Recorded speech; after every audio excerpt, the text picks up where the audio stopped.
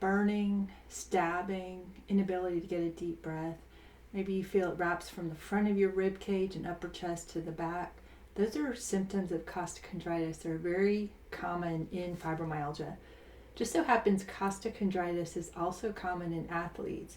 It kind of gives us clues. This is one of the things I've talked on the Facebook page for the last 12 years because it's such a common and yet scary symptom, right? So for me, when it happens, and thank goodness not every day, but it happens more in the middle of the night or the morning.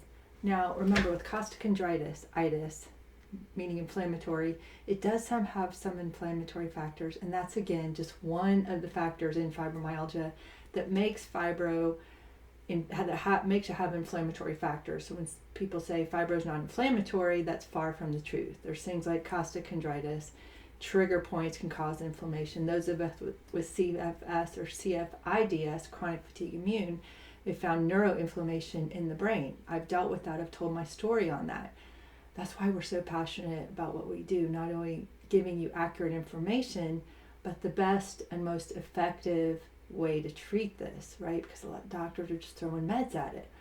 Costochondritis, right? The thing about it is when you can't get that deep breath, then your breathing is stifled. Now it's increasing your adrenaline. You're in that adrenaline response and that stress response and that inflammatory response because that leads to more inflammation. See how that's a vicious cycle?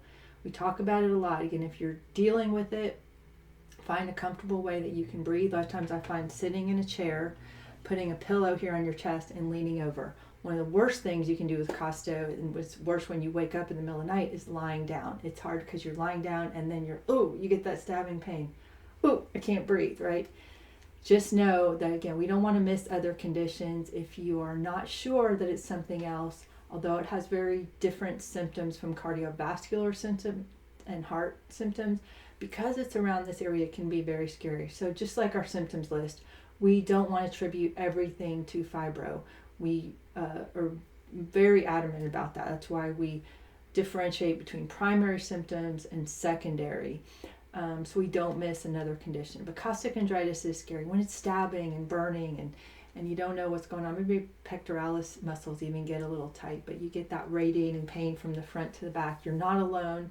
Again, find a comfortable position and just make sure it's not something else. We don't want to miss another condition altogether.